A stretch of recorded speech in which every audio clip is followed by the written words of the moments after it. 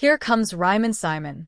It's not a phrase we would have imagined saying again, in the context of a concert tour, after Paul Simon wrapped up his official farewell tour 7 years ago. There was reason to believe he had valid reasons for marking that as his real goodbye to road shows, and not as the kind of fake-out retirement that so many performers cash in on, and then renege on.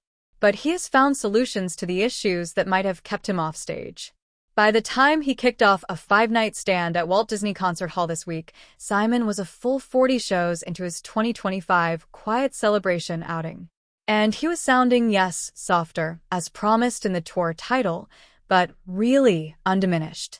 We've never had a better reason to be glad someone went back on their word. You might look at this A Quiet Celebration Tour moniker and ask, as your first question, well, how much quieter? And the answer is, not terribly much. You shouldn't mistake this for an all-acoustic tour, although that's the tone that is taken prior to the show's intermission, when Simon and his band play back his most recent album, 2023's 7 Psalms, in its front-to-back, suite-style entirety, mostly solemn and without much in the way of tempo or electricity. But then, in the second act and encores, you get 15 catalog selections, including some tunes that count as rabble-rousers by Simon standards. The evening does turns into a party, despite his best intentions to keep it down. There's a subtlety to what makes this tour so successful that really does have something to do with volume, or the appearance of it. Simon has as many as 11 players on stage at a time, and during the classics, they're all playing more or less the same very busy parts they would have played before, on a Graceland, or a Cool River, or even a Me and Julio Down by the Schoolyard. Yet the arrangements have been calibrated so that the loudest songs seem ever so slightly dialed down, almost imperceptibly, to match what might be a little different for the frontman this time around. Any sense of that won't come as a complete surprise to the audience, because Simon has been open about his hearing issues, stating that only through an elaborate, advanced system of stage monitors has he felt like he could reasonably tour again. There's also the matter of his voice, which is a little bit softer with age.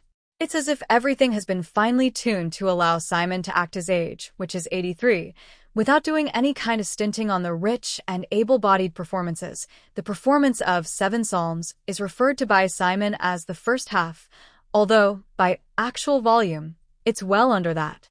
It's safe to guess that most of the audience comes in being unfamiliar with the record, and this is where the booking of fine arts joints like Disney Hall comes in handy, as even attendees who haven't come to see the symphony there can still pretty easily intuit that the venue lends itself to a kind of hush and some focused attention skills. The folky 7 Psalms exists pretty much at the meditative, impressionistic, and spiritual end of a spectrum, with the exception of My Professional Opinion, which comes in the middle of the suite and lands with a playful blues feel.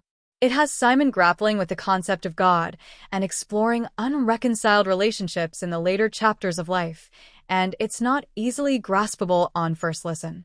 But maybe the performances on this tour are inspiring a lot more people to check out one of 2023's most unfairly overlooked albums, one that has exactly the ambition and personal meaning you'd hope for from a great artist who has no desire to go into that good night coasting.